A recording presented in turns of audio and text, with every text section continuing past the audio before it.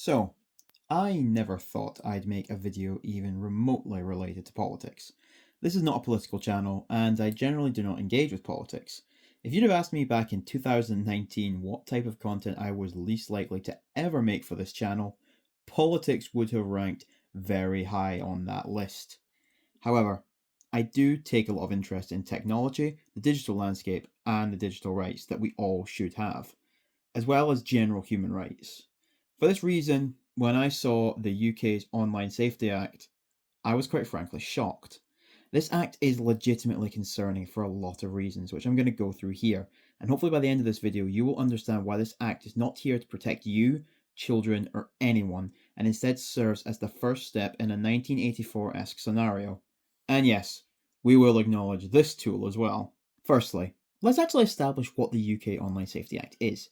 The Act was passed in 2023 under the Conservative government, but has only recently gained any notoriety due to the way it was implemented by the Labour government in this year 2025. In theory, the Act serves to protect children from explicit content, including bullying, self-harm, and of course, or at least that's what the government and this wonderful politician here would have you believe. The way this has been taken into effect is that if you wish to visit a website that can offer more mature content, you have to verify your age by sending a scan of your ID. Now, just to clarify, because unfortunately in the world we live in, this needs to be said for some reason. Nobody is against the quote-unquote goal behind this act, this goal being keeping children safe. Opposers of this act do not want children to be exposed to indecent content or to be at risk from predators. The thing is, as I said, this act was passed in 2023, and nobody had an issue with it then, because it, quite frankly, did what it set out to do. It actually was working to protect children by removing things from the internet, such as the examples you're seeing on screen now. It sought to crack down on that content, which nobody's going to argue is a bad thing. It's only now that people are having an issue with it, because this fantastic politician on screen now believes that anyone who is against the human rights violation that is 2025's UK Online Safety Act is, well, to be quite honest, nobody says it better than the man himself. If you are against the Online Safety Act and want to overturn it, you are on the side of predators and paedophiles. Yes, by the way, he actually said that. Repeatedly. Opposers of this act are calling it out for what it is, an incredibly draconian attempt at digital censorship and the removal of your digital rights. So, let's clear up one of the biggest points in favour of this act. Defenders of the act usually refer to it as the porn ban. To look at it this way is quite frankly immature and highly ignorant. Defenders of this act will claim that opposers are just mad now because it's harder for them to goon and think of the children, lol. Incorrect. Yeah, no. Porn websites are only a tiny percentage of the websites being affected by this. You'll be sitting there thinking, who cares if the porn's restricted? But like I said, this isn't a porn ban. This is internet-wide. Of course you wouldn't want children to view porn. No sane person would. But would you have an issue with a child using Wikipedia? How about playing on a games console? Should children be restricted from things like this? And more importantly, should you, a tax-paying adult, be forced to upload your ID because you want to buy a game on Steam, or chat to your friends on Xbox Party? Or think about this. Say you like horror games, like Resident Evil. We talk about video games a lot here, that's mainly what we talk about. So let's use a video game example. Imagine you want to go to the Resident Evil subreddit to discuss the games with others, or ask a question. Anything like that, etc., you know? You can go to the subreddit right now and view the rules. It explicitly states that there is no pornographic content allowed on the subreddit. Yet, because it's a horror game, it naturally contains things that are more mature, which would be considered NSFW, or not safe for work. Now, as you can see here, if you try to view NSFW content here, you won't be able to without uploading your ID. Yet, there is no pornographic content to be found on the subreddit. This isn't me trying to say that children should be able to view gore content related to Resident Evil. Rather, this is me trying to explain to those who call this the porn ban, how fundamentally flawed that argument actually is. Okay, so some of you might be thinking, okay, I need to upload my ID, so what? If you think this, please pay attention now. Listen to me! By complying with the Online Safety Act, you are trusting the UK government, Ofcom, the third-party verification platform that scans your ID, and the websites themselves with your identification. Think about how often big tech companies like Google, Microsoft, etc. get hacked or are exposed to data breaches. And these are big tech companies. Do you think some sketchy porn site or some random website that talks about a movie or something is going to have that kind of cybersecurity? Absolutely not. This whole thing is a data breach disaster waiting to happen. There are hackers out there who are determined to break systems to steal your data as it is. Imagine the goldmine they would have if they broke into these records of your IDs. Suddenly, your passport, driver's license, etc. are leaked and out there for anyone to use. Banks usually require some form of photo ID in order to create or verify your account. Suddenly, hackers can easily fake accounts in your name, or get into your account using legitimate scans of your photo ID. Oops. This data collection is a complete violation of your privacy, and the fact that we have elected officials telling us that we are on the side of predators and paedophiles for wanting to uphold our privacy is absolutely absurd. This level of intrusive access to our personal details makes online impersonation painfully easy. All it takes is a skilled hacking team to breach one of these companies, be it a random website you give your ID to, Ofcom themselves, one of the third-party verification platforms, or indeed just the UK government itself. This is a disaster waiting to happen. Also, let's quickly just address something here. This act is intended to protect anyone under the age of 18. Obviously, this includes teenagers. Now, like it or not, most teenagers do feel curious at times and will seek out adult content. This act, in theory, stops this. But does it really? Think about this scenario. Again, let's go back to video games, because that's what we focus on here. What is one of the most common stereotypes around kids in modern games, or teenagers in modern games, particularly games where you can buy things from a digital store with microtransactions? The kid who stole their mom's credit card. Teens are resourceful. If they want to, teens will just as easily steal their parents' ID and get access to these websites and that content completely legitimately.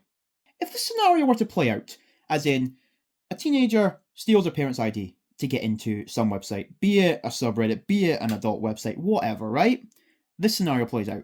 Not only does this mean the verification has failed to keep that child or teen safe because they're viewing the content that the government wants to allegedly ban you from seeing, but it also means the parent's ID is now registered with sketchyadultsite.com. Oops. Do you see how everyone loses in this scenario? There's also the major issue of how much content the internet actually has on it. Think about it this way. Do you seriously think every website will comply with this law? Of course not. We know they won't, because the government has a weird tiering system. As you can see here, Category 1 websites are subject to all the restrictions of the Online Safety Act. Side note, I find it hilarious that right above the part that says every website has to do this age verification draconian nonsense, it says provide user empowerment features. Yes, we will give you user empowerment features while we take away your rights. That sounds very, very government, shall we say. But as you can see, only the Category 1 websites have to comply. If you're Category 2A or 2B, then you don't necessarily have to comply with these rules. You can, and it may get you some favour with the government, but there's nothing saying you have to.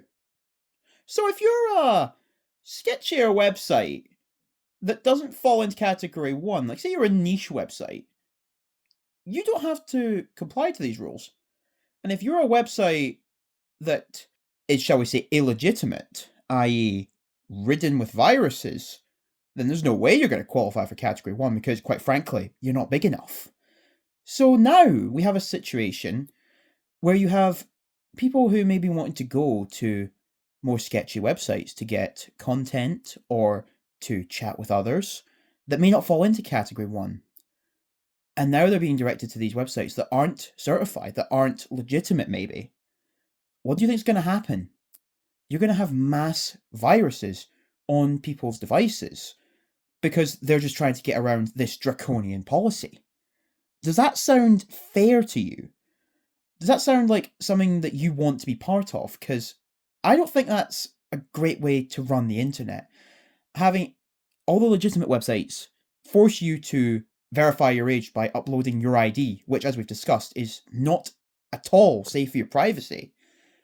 But now you're getting pushed towards websites that are less secure, less safe. So it's either risk uploading your personal identification so that the government, Ofcom, and these websites can all view it at any time and basically agree to be tracked, or you can head towards sketchysite.org and run the risk of getting ridden with viruses. Neither option is good here. So again, we come to a solution where everyone loses. And that's really the thing with the Online Safety Act. No matter which way you look at it, everybody loses. Except for our government. I don't think that's fair. There is also the issue surrounding the cybersecurity of these platforms. Again, how often do we hear about big tech companies like Google or Microsoft getting hacked or having data breaches? Often enough to make you feel some level of concern, right? Now, remember, big tech companies have advanced, robust cybersecurity, which hackers are still able to get around. Now, people target tech companies because they have a lot to offer in terms of data.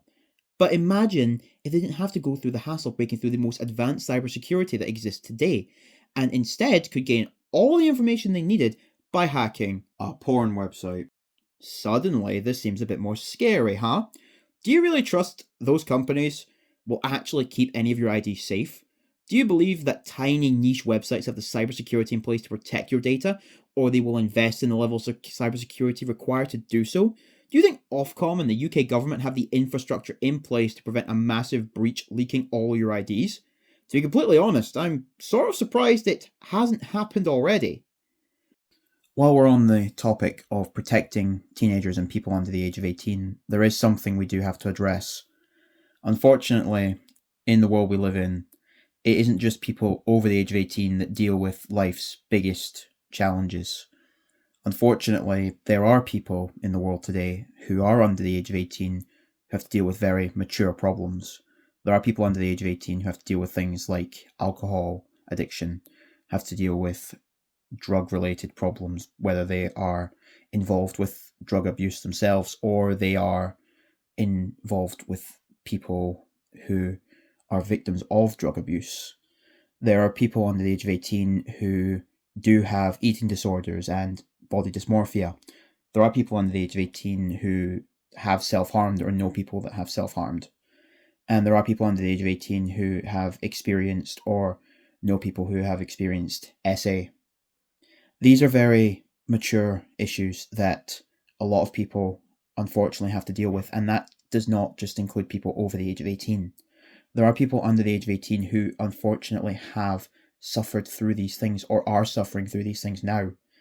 And with issues like this, it's not always easy to find people to talk to about them, because a lot of the time the idea of talking to someone face to face about these kind of things is incredibly daunting. People might not want to talk to their families about these kind of things because they're worried that their family will get worried about them. They're worried about what that could imply, or worse comes to worse, they're worried that their family may not accept them with these things going on, you know? Same thing with friends in real life, you know, it can be difficult to talk about these things face to face with someone you know because you're worried about how they'll react. So I imagine a lot of people turn to online forums where you can talk about these things with people who have experienced them or are experiencing them. You can actually talk to someone online who understands what it's like to go through these things or is going through these things.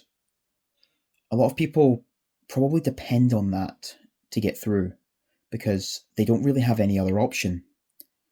Now, I think inadvertently, I don't think, as much as I hate the Online Safety Act, I don't think the government sat down and actually planned this.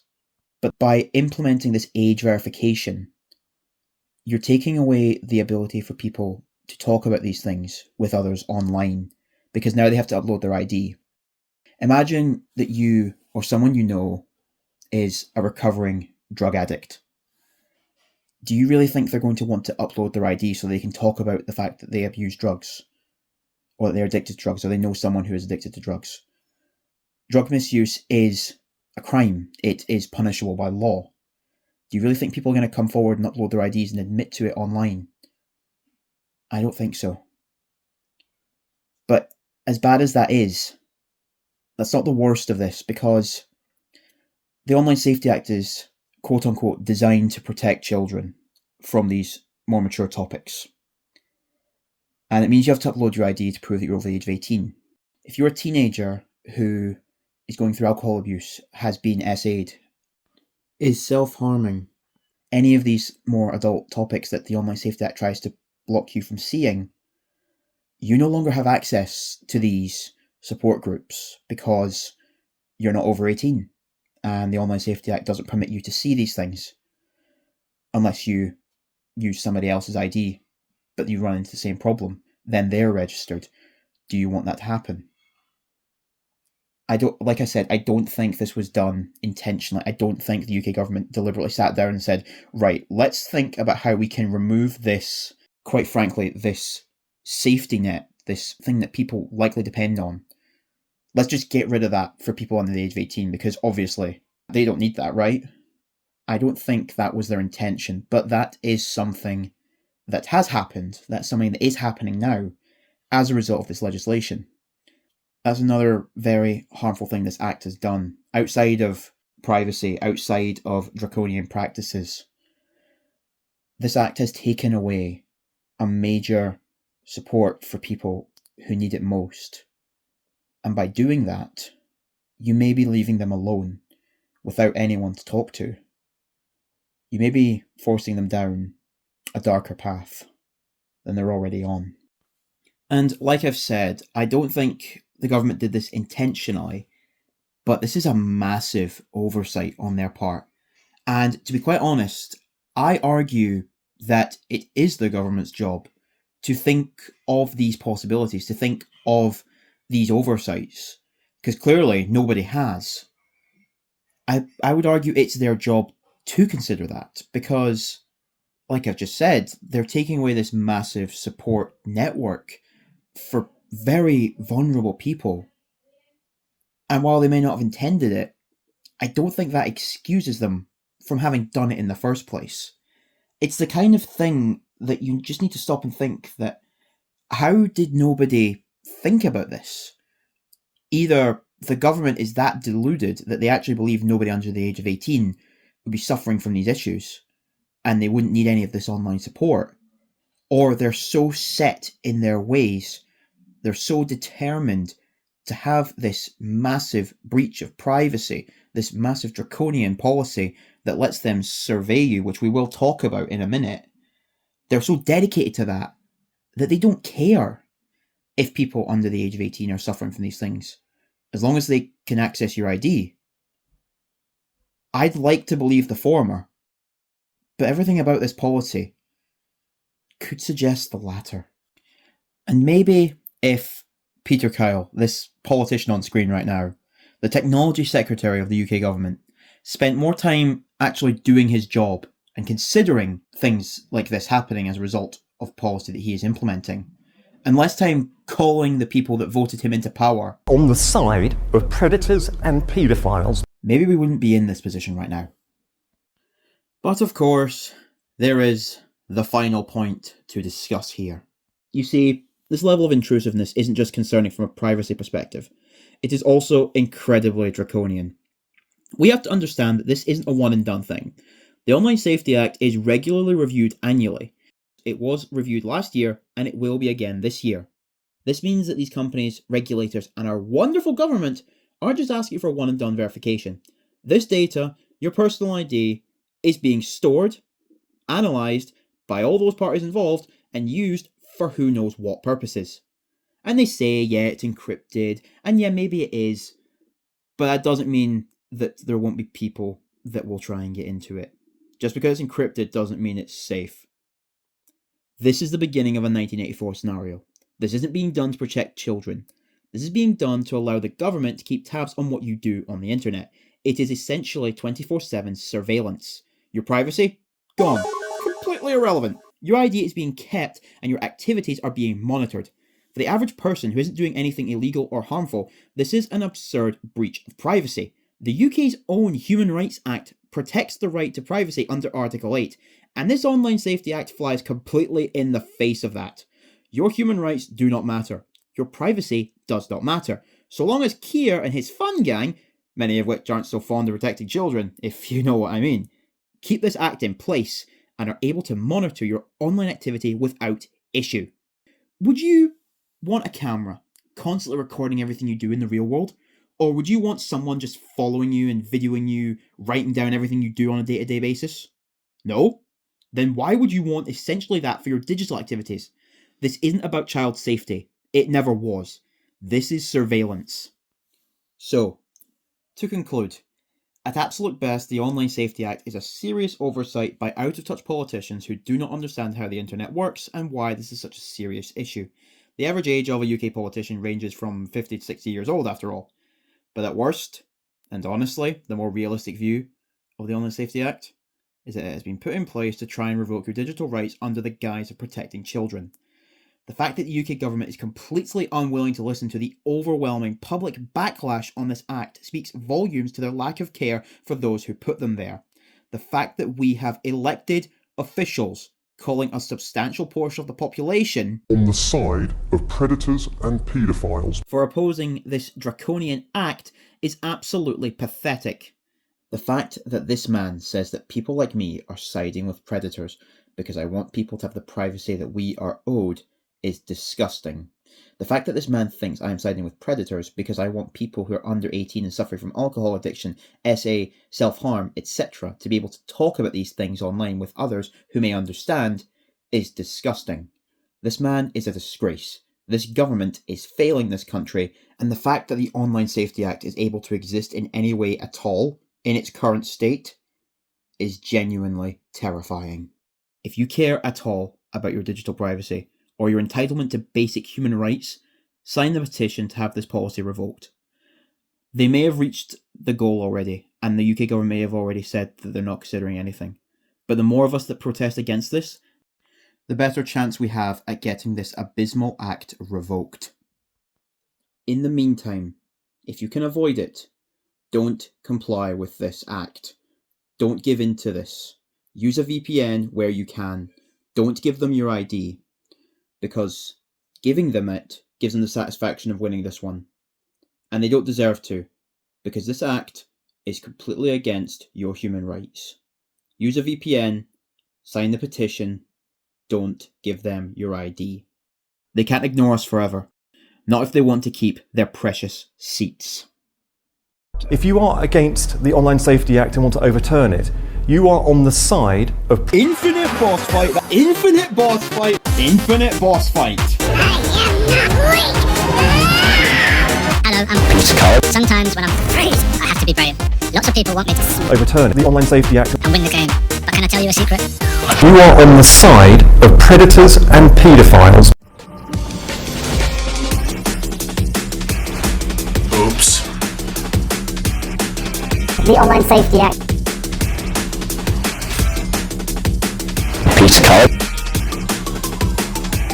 Infinite boss fight. You are on the side of predators and paedophiles.